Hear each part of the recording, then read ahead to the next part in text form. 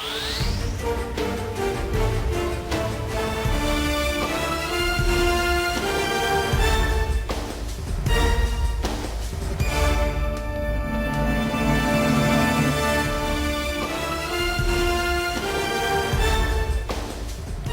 জানাচ্ছি খাতুনগঞ্জ থেকে মতিঝিলের সাথে আছে আমি শামীম জাহিদ। আগামী 2016-17 অর্থ বছরের প্রস্তাবিত বাজেট নিয়ে ক্ষোভ এবং হতাশা ব্যক্ত করেছে আবাসন ব্যবসায়ীদের সংগঠন রেহাব। সংস্থাটি নিয়ে তারা বলছেন, বাজেট ঘোষণার আগে রেহাবের পক্ষ থেকে 13টি সুবিধা চাওয়া হয়েছিল, কিন্তু ঘোষিত বাজেটে মাত্র একটিও বাস্তবায়ন হয়নি। আজ আমরা আলোচনা করব অর্থনীতিতে আবাসন খাত নিয়ে। এই নিয়ে আলোচনা করতে আমাদের সাথে স্টুডিওতে রয়েছেন রেহাবের সহসভাপতি আহকামুল্লাহ। জনাব আহকামুল্লাহ, আপনাকে স্বাগত জানাচ্ছি অনুষ্ঠানে। কেমন আছেন আপনি? আজ আমরা আলোচনা করতে চাচ্ছি বাজেটে আপনারা কিছু প্রস্তাবনা দিয়েছিলেন, আপনারা বলছেন, এবং বাজেট পরবর্তী সংবাদ সম্মেলনে আপনারা জানিয়েছেন যে আপনারা যেসব সুবিধার কথা বলেছিলেন বা যেসব দাবির কথা বলেছেন সেগুলো একটিও মানা হয়নি। কি দাবি ছিল যেগুলো একটাও মানা হলো না? 13টি দাবির কথা আমরা বলেছিলাম, এবং প্রিসাইজলি যদি বলি 13টির ভেতরে আসলে দুটো মূল বিষয় ছিল। একটি হচ্ছে যে রিফাইন্যান্সিং বলতে স্বল্প সুদে দীর্ঘমেয়াদী ঋণে মানুষের একটি গৃহ ঋণের ব্যবস্থা করা, যাতে একজন মানুষ দীর্ঘমেয়াদী ঋণের মাধ্যমে তার গৃহের নিশ্চয়তা পায়, অর্থাৎ একটি বাড়ির মালিক হতে পারে, একটি ফ্ল্যাটের মালিক হতে পারে। এটি একটি প্রস্তাব ছিল। আরেকটি হচ্ছে রেজিস্ট্রেশন কস্টটা কমিয়ে নিয়ে আসা। এই দুটি ছিল মূল বিষয়। আরেকটি বিষয় এর পাশাপাশি ছিল, সেটি হচ্ছে অপ্রদর্শিত আয়ের অর্থর যে বিষয়টি ছিল, আপনারা বলছেন বৈধভাবে অর্জিত অপ্রদর্শিত অর্থ। বৈধভাবে অর্জিত। কারণ হচ্ছে কি, মানে খুব সহজ একটি বিষয় যে 12 লক্ষ লোক মাত্র বাংলাদেশে ট্যাক্স দেয়, এবং 2.5 লক্ষ টাকা যাদের ন্যূনতম বাৎসরিক আয় তাদের, তাহলে মাসে আয়ের পরিমাণটা দাঁড়াচ্ছে 20,000 টাকা।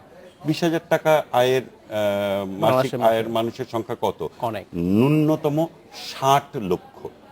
তার মানে হচ্ছে 12 লক্ষ লোক যারা ট্যাক্স দিতে যাচ্ছে তারাই এখন যাতনার শিকার, আর যারা দিচ্ছে না তাদের কোনো যাতনাও নাই, তাদের কোনো দায়ও নাই, এবং তাদেরকে এই প্রক্রিয়ার ভেতরে আনার জন্য কোনো প্রণোদনাও নেই, কোনো প্রক্রিয়াও নেই। কিন্তু আমরা বলতে চাচ্ছি যে আগে মানুষগুলোকে ট্যাক্স দেওয়ার প্রক্রিয়ার ভেতরে আনা হোক, এবং সেই না আনার প্রক্রিয়াটি যতদিন পর্যন্ত থাকে ততদিন পর্যন্ত তাদের যাতে একটি ফ্ল্যাটের মালিক তারা হতে পারে, সেই প্রক্রিয়ার ভেতরে এই অপ্রদর্শিত আয়ের যারা মালিক তারা যাতে একটি ফ্ল্যাট কিনতে পারে। এবং এর একটিও কিন্তু হলো না, অথচ অর্থমন্ত্রী কিন্তু বলছেন আনপ্রোডাক্টিভ খাত হচ্ছে এই গৃহায়ন খাত। কিভাবে হয়? অন্ন, বস্ত্র, বাসস্থান, শিক্ষা এবং স্বাস্থ্য, মানুষের 5টি মৌলিক অধিকারের 3 নম্বর হচ্ছে বাসস্থান। একটি নিরাপদ ছাদ আমার মৌলিক অধিকারের অংশ, অথচ এটিকে আমি বলছি আনপ্রোডাক্টিভ খাত। যেটি মানুষের প্রোডাক্টিভিটি বাড়ায়, যেটি মানুষের মানব সূচকের মান নির্ণয় করবে, আমি সেটিকে বলছি আনপ্রোডাক্টিভ খাত। তাহলে খাদ্য, শিক্ষা সবই তো আনপ্রোডাক্টিভ খাত। এগুলোতেও আপনারা ভর্তুকি দেওয়া বন্ধ করে দেন, এগুলোকেও আপনি অনুন্নয়ন খাত ধরে এখানেও আপনি আপনার বাজেট কমিয়ে দেন। আপনার গত কয়েক বছর ধরে বিভিন্ন বাজেটের আগে বলে আসছেন যে স্পেশাল একটা ফান্ডের কথা বলছেন, যেটা আপনারা বলছেন এবছরও ছিল একটা প্রস্তাব যে ফান্ড গঠন করা হলে সেই ফান্ড থেকে আসলে রিফাইন্যান্সিং জন্য ব্যবহার হতে পারে। আপনি বলছেন প্রাইভেট সেক্টর, আপনি যেহেতু একটা প্রাইভেট সেক্টর কথা করছেন, আমি যদি বলি যে এই রিফাইন্যান্সিং স্কিমটা আসলে কীভাবে সেক্ষেত্রে ঋণটা দিতে পারে? এটা কি আপনাদের কাছে সরাসরি যেতে পারে, নাকি ব্যাংকের মাধ্যমে আসলে যাওয়া উচিত, যেটা আসতে পারে? কখনোই আমরা বলিনি আমাদের কাছ থেকে, আমরা তো একটি প্রোডাক্ট তৈরি করে দিচ্ছি, সেই প্রোডাক্টটি বিক্রি করবে আরেকজন, কিনবে আরেকজন। অর্থ ব্যবস্থাপনা তো যারা অর্থ ব্যবস্থাপনা করে তাদের হাতেই থাকবে, ব্যাংকের হাতে থাকবে। বাংলাদেশ ব্যাংকের এর আগে 2007-08-এ 300 কোটি টাকা করে রিফাইন্যান্সিং স্কিম ছিল। অর্থ ব্যবস্থাপনা তাদের হাতে থাকবে, যারা ব্যবস্থাপনা করবে তাদের হাতেই। আমরা কখনোই সেটির কাছে যেতে চাইনি, আমরা একটি প্রোডাক্ট তৈরি করে দিই। সেই প্রোডাক্টটি হচ্ছে মানুষের ঘর। এবং খুব সহজভাবে রিয়েল এস্টেট সেক্টরটাকে দেখা হচ্ছে যে ঢাকা শহর কিংবা চট্টগ্রাম কিংবা কয়েকটি জেলা শহরে যারা ফ্ল্যাট নির্মাণ করছে তাদেরকে রিয়েল এস্টেট সেক্টর হিসেবে দেখা হচ্ছে। রিয়েল এস্টেট কি শুধু তাই? একটি নিরাপদ ঘর, এটি রিয়েল এস্টেট। আমি যদি বলি যে ওভার দ্য ইয়ার্স এই সেক্টরে যা উন্নতি হয়েছে পুরোটাই হয়তো প্রাইভেট সেক্টর আপনাদের আপনাদের আমি বলবো যে আপনারা ছিলেন ইঞ্জিন গ্রোথ ছিলেন আপনাদের পরিকল্পনাতেই সব কিছু হয়েছে। কিন্তু তারপরেও আমার কাছে মনে হয়েছে যে কী ধরনের নতুনত্ব ইনোভেশন আপনারা আসলে আনতে পারেন এখন একটা ক্রাইসিস, যার ফলে মানুষরা ফ্ল্যাট কম খরচে কিনতে পারবে, অনেকটা তার বাসা ভাড়া যেভাবে প্রতি মাসে দিতে হয় তেমন খরচে। এটা কি আসলে সম্ভব? এটার সঙ্গে আসলে আপনি একটা বিষয় কিন্তু এখানে জড়িত। আমরা যেটি বলেছি যে আমাদের বিদ্যুৎ এবং পানি এটি আপনার শিল্প ক্ষেত্রে যে রেটে দেওয়া হয়, ইন্ডাস্ট্রিয়াল ক্ষেত্রে বিদ্যুৎ এবং পানিটা সেই রেটে দেওয়া উচিত। এটি আমাদের আপনি দেখবেন যে আমাদের সর্বশেষ 13 নম্বর যে দাবিটি ছিল আবাসন শিল্পের জন্য নির্মাণকালীন পরিস্থিতিতে ইন্ডাস্ট্রিয়াল হারে ইউটিলিটি অর্থাৎ বিদ্যুৎ ও পানির ফি নির্ধারণ। এটি আমরা কেন বলেছিলাম? এটা আমরা কেন বলেছিলাম? সেটা হচ্ছে যে প্রোডাকশন কস্ট যদি না কমাতে পারি তাহলে আমরা প্রোডাক্টের রেট তো কমাতে পারবো না। প্রোডাকশন কস্ট কমাতে হলে পরে এখানে আপনার এই জিনিসগুলোকে রেটগুলোকে কমাতে হবে। আমরা বলেছি যে ফায়ার ফাইটিং যে ম্যাটেরিয়ালগুলো সেগুলো যদি আমরা রিকন্ডিশন আনি সেগুলোতে ট্যাক্স ওয়েভ করতে হবে। আমরা বলছি মানুষের নিরাপত্তার কথা। নিরাপত্তার জন্য ফায়ার ফাইটিং প্রোডাক্টগুলো দরকার। এগুলো 2 বছর পর পর 3 বছর পর পর পরিবর্তন করতে হয়। প্রতি বছর আপনার বাড়িতে আগুন লাগুক বা না লাগুক আপনার ইকুইপমেন্টগুলো তো পরীক্ষা করে দেখতে হবে, এবং যদি দেখি যে এটি নষ্ট হয়েছে তাহলে আমাকে আবার নতুন করে ওটা ইনস্টল করতে হবে। তাহলে রিকন্ডিশন ক্যাপিটাল মেশিনারিজের ক্ষেত্রে এই ট্যাক্স ওয়েভটা থাকা উচিত। আমরা এই জিনিসগুলোর কথা বলছি, কিন্তু এই জিনিসগুলোকে কোনোভাবেই গুরুত্ব দেওয়া হচ্ছে না। মানুষের জানমালের নিরাপত্তার দায়িত্ব যদি সরকারের হয় এবং সেই নিরাপত্তার একটি অংশের কাজ যদি আমরা করি তাহলে সেই জিনিসগুলোর ক্ষেত্রে সরকারের এই জায়গাগুলোতে দৃষ্টি দেওয়া উচিত, এবং এই জিনিসগুলো বাজেটে প্রতিফলন হওয়া উচিত বলে মনে করেছিলাম বলেই আমরা অর্থমন্ত্রী, বাণিজ্যমন্ত্রী, এনবিআর সবার সঙ্গে আমাদের প্রেসিডেন্ট আলমগীর শামসুল আলমিন কাজলের নেতৃত্বে আমরা দেখা করেছি এবং আমরা বলেছি, কিন্তু আমরা বাজেটের প্রতিফলন না দেখে হতাশ হয়েছি বলেই আমরা 2 দিন আগে প্রেস কনফারেন্সে এই জিনিসগুলো জানিয়েছি। আমি বাজেটের বাইরে যদি একটু ইন্ডাস্ট্রি ওয়াইড বিষয়ে দৃষ্টি আকর্ষণ করতে চাই, আমরা প্রায় দেখি যে রিয়েল এস্টেট ক্ষেত্রে আমি যদি বলি কেনা বেচার ক্ষেত্রে এক ধরনের রিস্ক থাকে।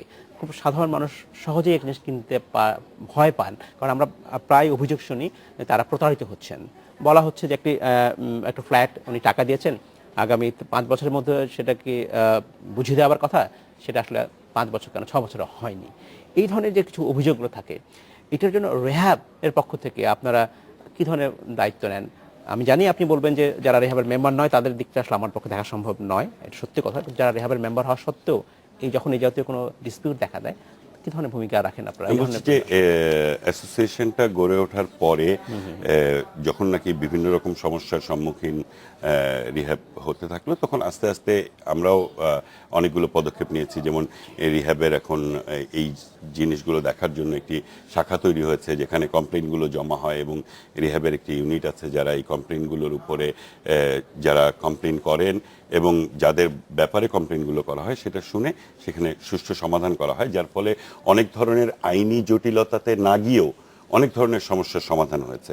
কিন্তু আপনাকে একটি কথা বলি, আপনার যখন একটি পণ্য বাজারে আসে এবং মুক্তবাজার অর্থনীতিতে পণ্যটা যখন নাকি বিক্রি হতে শুরু করে, তখন সেটিকে নিয়ে বিভিন্ন ধরনের প্রতারণার করার জন্য একটি অংশ কিন্তু মাঠে নামবে।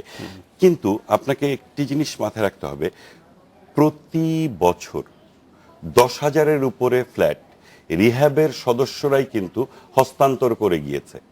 কিন্তু একটি বাজার মুখ থুবড়ে পড়ে গেল, সেটি কেন গেল? আমরা কিন্তু ওই জিনিসটা নিয়েই বারবার কথা বলছি। হোম লোন বন্ধ হয়ে গেল 2009 থেকে, রিফাইন্যান্সিং বন্ধ হয়ে গেল। এখন কিন্তু ব্যাংকগুলো প্রাইভেট ব্যাংকগুলো অনেক কম সুদে হোম লোন অফার করছে। এখন হোম লোন অফার করছে, আবার আপনি একদিকে বলছেন যে আপনি ঋণ নেন, আরেকদিকে আপনি আরেকটি সংস্থাকে ওত পেতে থাকতে বলছেন, যে নিবে তাকে জিজ্ঞাসা করবেন সে কোত্থেকে পেল টাকা। হ্যাঁ, সরকার তো করতেই পারে। একজন মানুষ যদি টাকা খরচ করে, সে টাকা আপনি অর্থের উৎস কি যে জানতে চাইতেই পারে। অফকোর্স জানতে চাইতে পারেন, কিন্তু তার আগে পুরো প্রক্রিয়াটিকে তো আপনাকে সাজাতে হবে। আমি যে কথাটি দিয়ে শুরু করলাম, 12 লক্ষ মানুষ দিচ্ছে, যে সংখ্যাটি ন্যূনতম 60 লক্ষ হওয়া উচিত ছিল, সেই প্রক্রিয়াটি তৈরি করে আপনি তারপরে গিয়ে জিজ্ঞাসাবাদের জায়গাটিতে যান না কেন? তখন হয়তো এটা সহজ হতে পারে। তখন এটি সহজ ধন্যবাদ হবে। হাকামুল্লাহ। আমাদের সময় হয়েছে একটি বিরতিতে যাবার, ফিরে এসে কথা বলবো আপনার সাথে আবারও। সময় হলো একটা বিরতিতে যাবার, ফিরছি শিগগিরই, সাথেই থাকুন। স্বাগত আরেকবার খাতুনগঞ্জ থেকে মধ্যশিলা। আজ আমরা আলোচনা করছি অর্থনীতি আবাসন খাত নিয়ে। এই নিয়ে আলোচনা করতে আমাদের স্টুডিওতে রয়েছেন রেহাবের সহসভাপতি আহকামুল্লাহ। জনাব আহকামুল্লাহ, আপনাকে স্বাগত জানাচ্ছি আরেকবার। আমি আরেকটু বিষয় আপনার বিশ্লেষণ করতে চাই যে আমাদের এখানে প্রায় বলা হয়ে থাকে যে আমাদের দেশের ফ্ল্যাট কেনা বেচার ক্ষেত্রে কোনো সেকেন্ডারি মার্কেট গড়ে ওঠেনি বা কোনো এক্সচেঞ্জ গড়ে ওঠেনি, যার ফলে একজন মানুষ যখন কেনার পরে প্রথমবার জন্য একটি কোম্পানির কাছ থেকে কিনলেন বা একটি ডেভেলপারের কাছ থেকে কিনলেন, এরপরে যখন বিক্রি করতে চান তাকে তখন ঠিক ব্যক্তিগত পর্যায়ে যোগাযোগ করতে হয়। এরকম কোনো যদি খুব একটা এস্টাবলিশড এক্সচেঞ্জ থাকতো, তাহলে হয়তো এই সেক্টরের গ্রোথটা আরো বৃদ্ধি পেত। সেইখানে কি রিহাব কিছু করতে পারে কিনা? ডেফিনেটলি করতে পারে। আমাদের এখানে হচ্ছে কি, আপনার ওয়ান স্টপ সার্ভিসের মতো সিস্টেমটা হয়ে গেছে। একটা হাউস থেকেই ডিজাইনিং হচ্ছে, সেই হাউসটাই কনস্ট্রাকশন করছে, সেই হাউসটাই আবার মার্কেটিং করছে, বিক্রি করছে। পাশের দেশে ইন্ডিয়াতে কিন্তু ডিজাইনিং অ্যান্ড ডেভেলপমেন্ট সেকশনটা আলাদা, কনস্ট্রাকশন করবে কনস্ট্রাকশন কোম্পানি, মার্কেটিং সেক্টরটা একেবারেই আলাদাভাবে আরেকটি কোম্পানি করে। এবং মার্কেটিং কোম্পানিগুলোর বাইরে কোনো ফ্ল্যাট কেনা বেচার কোনো অধিকারী কারো নেই। আমাদের এখানে এই সেক্টরটাই ডেভেলপ করেনি। আবার সেকেন্ডারি মার্কেটের আরেকটি প্রক্রিয়া কিন্তু আছে। আমাদের এখানে ফ্ল্যাট আপনি যতবার কিনতে যাবেন ততবার একই রেটে রেজিস্ট্রেশন করতে হবে। অথচ গাড়ি কিন্তু আপনি দ্বিতীয়বার যখন সেকেন্ড হ্যান্ড গাড়ি যখন কিনবেন, ওইটার রেজিস্ট্রেশন কস্ট কিন্তু আলাদা। অথচ ফ্ল্যাট দ্বিতীয়বার আপনি কিনতে যাবেন, তৃতীয়বার বিক্রি হবে, চতুর্থবার হস্তান্তর হবে, ওইটার জন্য আপনার একই রেটে রেজিস্ট্রেশন করতে হবে। প্রক্রিয়াটাতেই মানুষকে অসৎ হওয়ার জন্য উৎসাহিত করা। আমি যেটা বলছিলাম যে what innovation you have brought, এই যে এই কথাগুলো সেকেন্ডারি মার্কেটের কথা, যদি আপনার বাজেটে কি এগুলো এসেছিল কিনা, বা এই তখন বলা যেতে পারতো যে এটার সাথে যদি রেজিস্ট্রেশন কস্ট কমানো যায় এবং আপনারা উদ্যোগে যদি একটা সেকেন্ডারি মার্কেট গড়ে তোলেন, তাহলে কিন্তু এই সেক্টরের যে গ্রোথ প্রবৃদ্ধি কিন্তু চমৎকার ভাবে আসতো। আমরা সেকেন্ডারি মার্কেটের কথা বলেছেন, উপেক্ষিত হয়েছে। আমরা রেজিস্ট্রেশন কস্ট কমানোর কথা বলেছি, এবং কমানোর কথা বলতে গিয়ে যেটা হয়েছে যে সাধারণ ক্রেতাদের যে এলাকাগুলো, মালিবাগ, মগবাজার, এই এলাকাতে 600 টাকা প্রতি বর্গমিটার রেট ছিল, ওটা 1000 টাকা করে দিয়েছে। অর্থাৎ 1100 স্কোয়ার ফিটের একটা ফ্ল্যাটের রেজিস্ট্রেশনে 40,000 টাকা করে কস্ট বেড়ে গিয়েছে। সাধারণ মানুষের দুর্ভোগ বেড়েছে, কমে তো নি, উল্টো বেড়েছে। এই কারণেই কিন্তু আমরা ওই হতাশা নিয়ে প্রেস কনফারেন্সে গিয়েছি। সেকেন্ডারি মার্কেট গড়ে ওঠেনি। হ্যাঁ, মার্কেট আমাদের এখানে মানে গৃহায়ণ নীতিমালা যেমন হয়নি, আবার আমাদের সেক্টরে আমাদের যে কাজগুলো নিয়ে করা উচিত, যেমন আমরা রিহ্যাব, আমরা কনসালটেন্ট নিয়োগের কথা ভেবেছি যে আমাদের এই সেক্টরে আর কি কি কাজগুলো করা উচিত। যেমন যখন আমাদের এই বাংলাদেশে প্রথম গ্যাস পাওয়া গেল, আমরা কি করলাম, বাড়িতে বাড়িতে পাইপলাইন দিয়ে গ্যাস দিয়ে দিলাম। তখন কিন্তু আমরা ভাবিনি যে এক সময় মাটির নিচের এই গ্যাসটা ফুরিয়ে যাবে। প্রথমেই যদি সিলিন্ডারের গ্যাস তৈরি হতো তাহলে এই সংকটটা হতো না। আচ্ছা, আবার সিলিন্ডারের গ্যাস 10 তলা একটা বিল্ডিং এর 10 তলায় কিভাবে উঠবে সিলিন্ডার, এর ব্যবস্থা হচ্ছে না। এক্স্যাক্টলি। এখন আমরা ভাবছি, যেমন আমাদের বিদ্যুৎ প্রতিমন্ত্রী নসরুল হামিদ বিপু ভাই, উনি কিন্তু রিহ্যাবের প্রেসিডেন্ট ছিলেন। উনি কিন্তু নিজেই ব্যক্তিগতভাবে মালয়েশিয়াতে গিয়ে দেখে এসেছেন যে একটি সুউচ্চ দালানের কম্প্রেসড গ্যাস কিভাবে ওই পুরো বিল্ডিং এ সিলিন্ডারগুলো নিচে একটি জায়গাতে কম্প্রেসড গ্যাস সিলিন্ডারগুলো থাকে, এবং প্রত্যেকটা ফ্ল্যাটের জন্য আলাদা আলাদাভাবে পাইপে করে ওই গ্যাসগুলো চলে যাচ্ছে।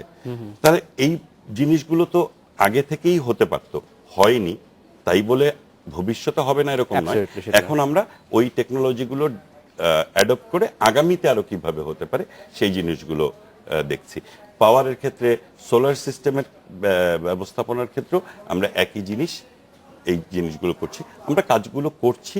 কিন্তু এই ক্ষেত্রে সরকারের এই বিষয়টিকে যে গুরুত্ব দিয়ে দেখা উচিত, মানবসূচক উন্নয়নের খাত হিসেবে বিবেচনা করে এবং মানুষের মৌলিক চাহিদার বিবেচনা করে, প্রথম ফ্ল্যাট বায়ার কিংবা প্রথম বাড়ির মালিক হিসেবে ছাদের নিরাপত্তাকে বিবেচনা করে এটিকে গুরুত্ব দিয়ে দীর্ঘমেয়াদী ঋণ, রেজিস্ট্রেশন কস্ট কমানো, এই জিনিসগুলোকে বিবেচনা করে অবশ্যই এটিকে প্রায়োরিটি খাত বিবেচনা করলে যে প্রবৃদ্ধির কথা সরকার চিন্তা করছে, অর্থনৈতিক প্রবৃদ্ধির কথা চিন্তা করছে, সেটা নিশ্চিত হতে পারে। নিশ্চিত করা সম্ভব। আরেকটা বলা হয় থাকে, এটা একটা পারসেপশন, আমি কোনো বলছি না যেটাই হয়, যে বলা হয় যে যদি বড় ভূমিকম্প হয় ঢাকা শহরে আমাদের অনেক বড় বড় বিল্ডিং ভেঙে পড়বে।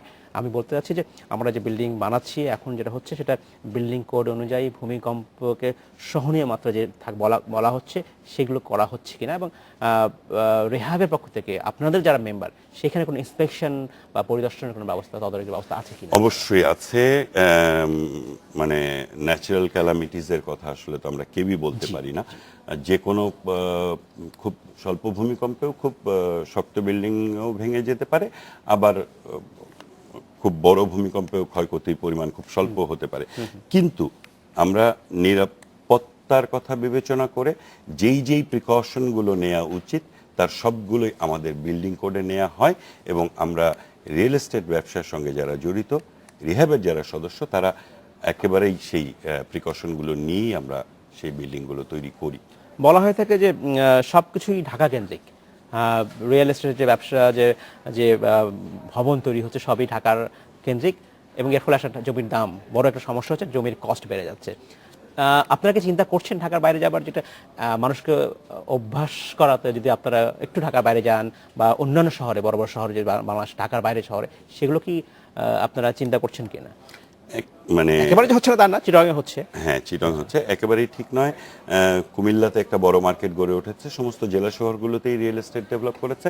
আর আমি ওই যে একেবারে শুরুতে যে কথা বলছিলাম, রিয়েল এস্টেট মানেই কিন্তু সব জেলা শহরগুলোতে ফ্ল্যাট নির্মাণ নয়। আমার গ্রামের বাড়িতে ঝড়, বৃষ্টি, বন্যা থেকে রক্ষা পাওয়ার জন্য যে নিরাপদ ছাদটা গড়ে উঠছে, সেটিও রিয়েল এস্টেট।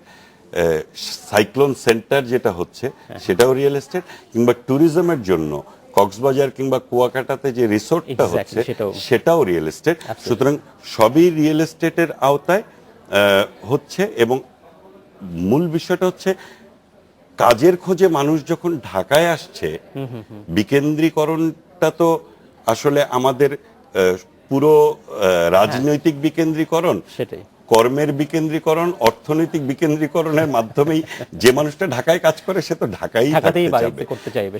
আমার কাজটাকে যদি আমি জেলা শহরে নিয়ে যেতে পারি, তাহলে বাড়িটাও মানুষ জেলা শহরেই কিনতে চাইবে, তাই না? সুতরাং আমার কাজগুলোকে ক্ষমতার বিকেন্দ্রীকরণ, কাজের বিকেন্দ্রীকরণ হলে থাকারও বিকেন্দ্রীকরণ হবে, এবং সেক্ষেত্রে আসলে আপনারাও আস্তে আস্তে ওই এলাকাতে ভবন নির্মাণ করতে পারবেন বলে মনে করছেন। যারা মাহকুমুল্লাহ, আপনাকে অসংখ্য ধন্যবাদ। আজ শেষ করতে হচ্ছে, ভবিষ্যতে নিশ্চয়ই আপনার সাথে কথা বলবো। আমরা আশা করবো যে রিয়েল এস্টেট সেক্টর, আবাসন সেক্টরে অনেক সময় আমরা যেসব অভিযোগগুলো শুনি, সেই অভিযোগগুলো আপনারা আমলে নেবেন, এবং ধন্যবাদ আপনাকে। অভিযোগগুলো যারা করে তাদেরকে শুধু এইটুকু বলবো যে আমরা অনেক বেশি স্বচ্ছতার সঙ্গে মানুষের জন্য কাজগুলো করে যাচ্ছি, এবং ফ্ল্যাট হস্তান্তর নিয়মিতভাবে করে যাচ্ছি।